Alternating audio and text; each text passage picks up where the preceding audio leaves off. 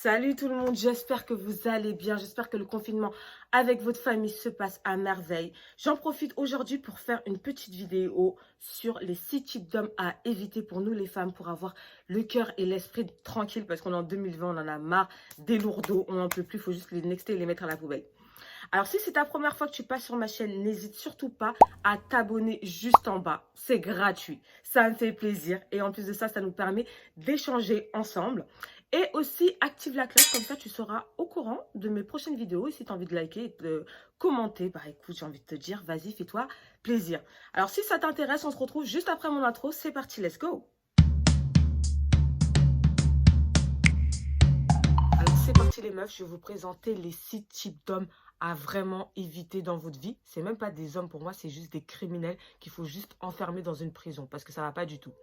Alors le premier criminel que je vais vous présenter, c'est l'homme qui est violent, the violence man.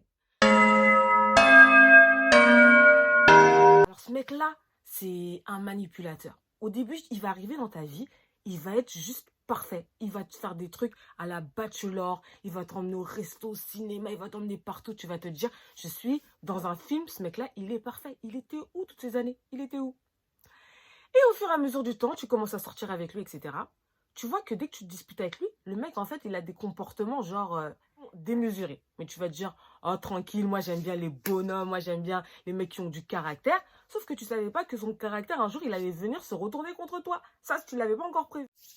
Donc, tu es là, tu sors avec lui, le mec avec lui. Tu vois, le mec, il fait le mec, il te regarde mal. Tu vas dire, d'où il me regarde mal comme ça? Après, tu vas dire, moi-même, je regarde mal, c'est pas grave. Une autre fois, vous allez vous disputer. Le mec, tu vois, il vient, il tape dans le mur. Quand il va taper dans le mur, tu vas avoir un petit peu peur. Mais après, tu vas dire, tranquille, c'est un garçon, c'est un nerveux, c'est pas grave. Sauf qu'une prochaine fois, il va te frapper, toi. Il va te mettre une patate. Il va te commencer à te tirer les cheveux, etc. Et comme ce mec-là, en fait, il est pas stupide, qu'est-ce qu'il va faire? Si tu fais la meuf qui décide de partir, il va se dire, là, il faut absolument que je la récupère. Parce que ce mec-là, c'est comme un lion. Dès qu'il a sa proie, c'est mort, il lâche pas l'affaire.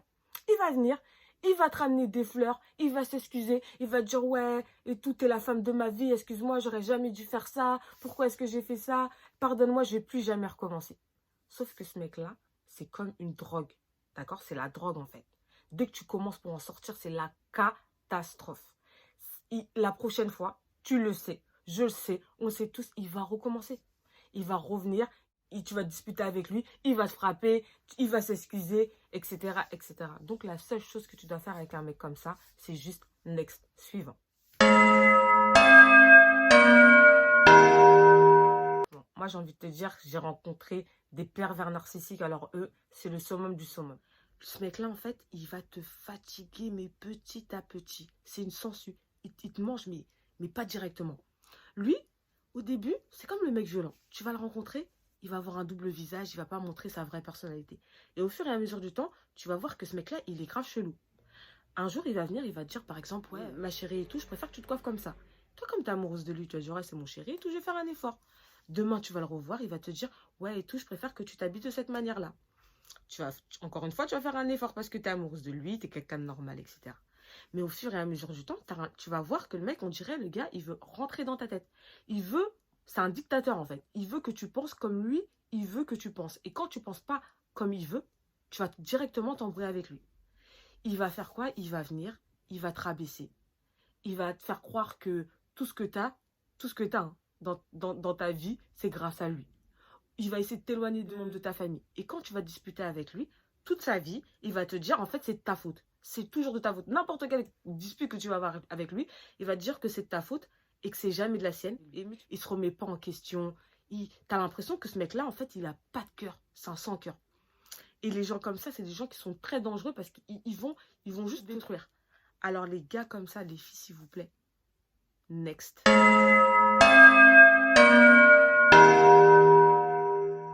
Crevard. Ce que je vais faire, c'est tout simplement, je vais vous me raconter une story.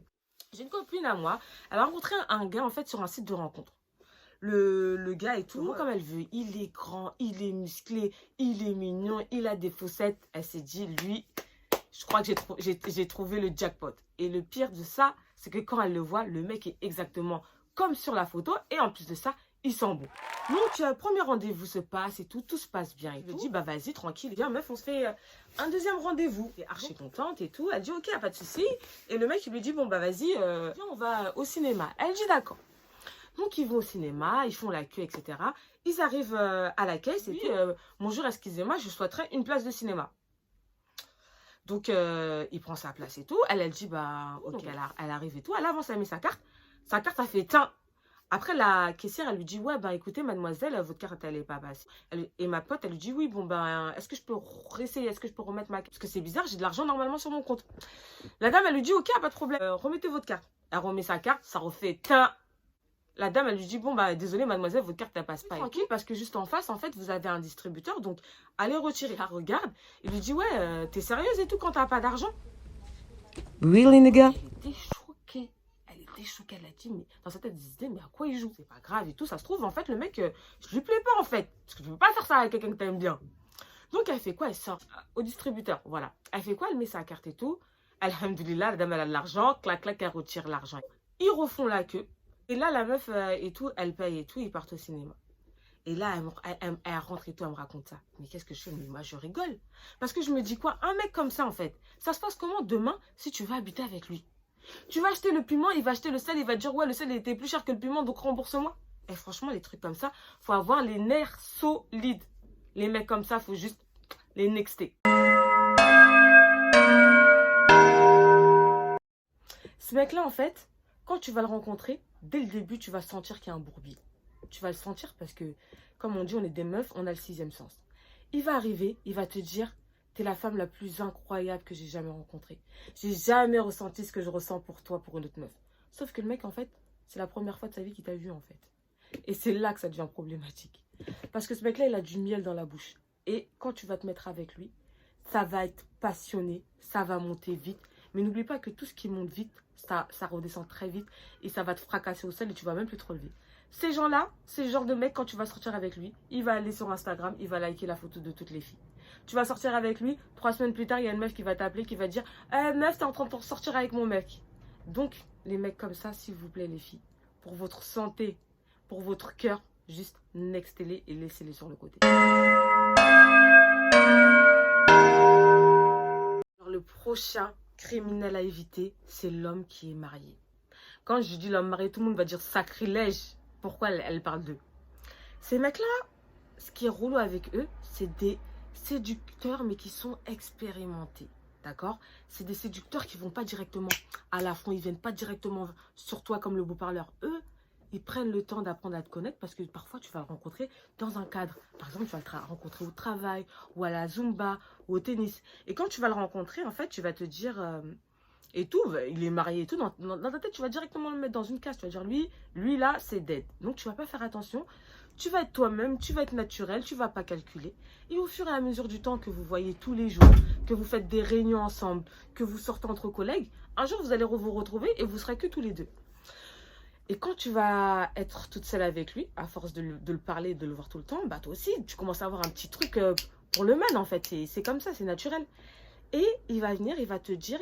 Écoute, moi et tout, tu me plais vraiment. C'est dommage que je sois mariée. Tu as beaucoup de qualités que je recherche chez une femme. Limite, il va te dire que tu as toutes les qualités que je recherche.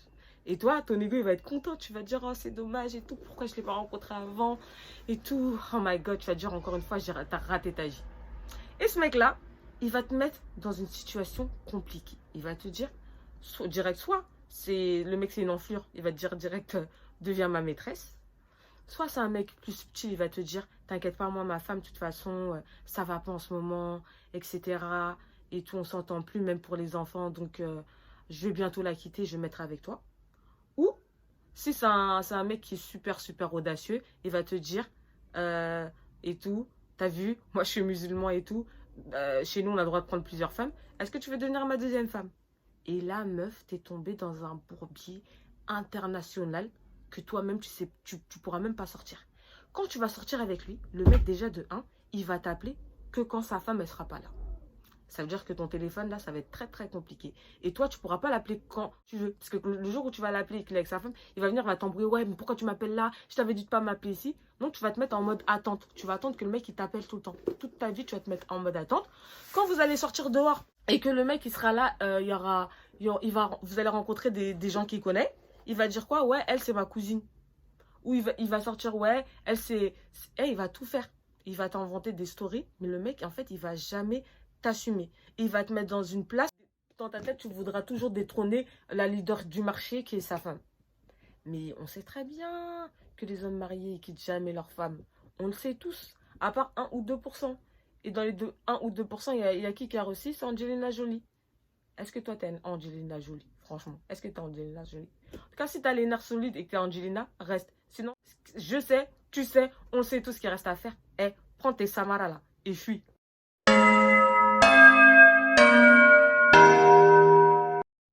Prochain criminel que j'appelle à la barre, c'est le mec qui est instable. Alors, l'instable, pour moi, il y a deux styles de mec instable. Le premier style de mec instable, c'est le mec qui est instable financièrement. Alors lui, il n'est pas foncièrement mauvais, mais moi je dis toujours qu'il n'y a rien de pire qu'un mec qui ne sait pas ce qu'il veut. L'instable qui est instable financièrement, en fait, ce mec-là, il attend en fait d'avoir la vie parfaite. Il attend, il a sa tête, il se dit, faut que j'ai l'appartement, faut que j'ai la voiture, faut que j'ai d'argent sur mon compte en banque. Et ce mec-là, tant qu'il n'aura pas ça, pas ce mec-là, il va te faire perdre ton temps. Ça veut dire que tu vas sortir avec lui 1 an, 2 ans, 3 ans et tout. Et des fois, il est là. Tu lui dis oui, c'est pour quand et tout, l'engagement, etc. Il va dire oui, mais j'ai pas encore ce que je veux, j'ai pas encore ci, j'ai pas encore ça. Franchement, si t'es une meuf patiente, reste. Mais si tu sais que la patience, c'est pas ton fort, juste next low. Après, il y a un autre type de mec qui est instable. C'est le mec qui est instable dans son être, dans sa tête. Lui, ce mec-là, par contre, tu peux le voir. Tu peux le voir rapidement. Parce que ce mec-là, par exemple, un jour, il travaille là. Demain, 2 semaines plus tard, il te dit ouais, j'aime pas et tout mon taf, il change encore. Demain, il va avoir un 3e travail, il va encore changer. Et ce mec-là, tu vas voir qu'il a ça parce que quand le jour où tu es là, tu vas te disputer avec lui pour, je sais pas, un vieux truc tout pourri, parce qu'il n'a pas déposé la mayonnaise ou je ne sais quoi. Il va te dire direct, ouais, mais moi, j'étais pas prêt à me poser avec toi, moi, j'étais pas prêt à faire ci, j'étais pas prêt à faire ça. Eh, gars, si t'étais pas prêt, juste, tu peux encore partir, la porte, elle est encore ouverte. Donc, le mec qui est instable, les filles, vous ne pouvez pas stabiliser quelqu'un qui est déjà penché. Donc, les gens qui sont déjà penchés, laissez-les sur le côté.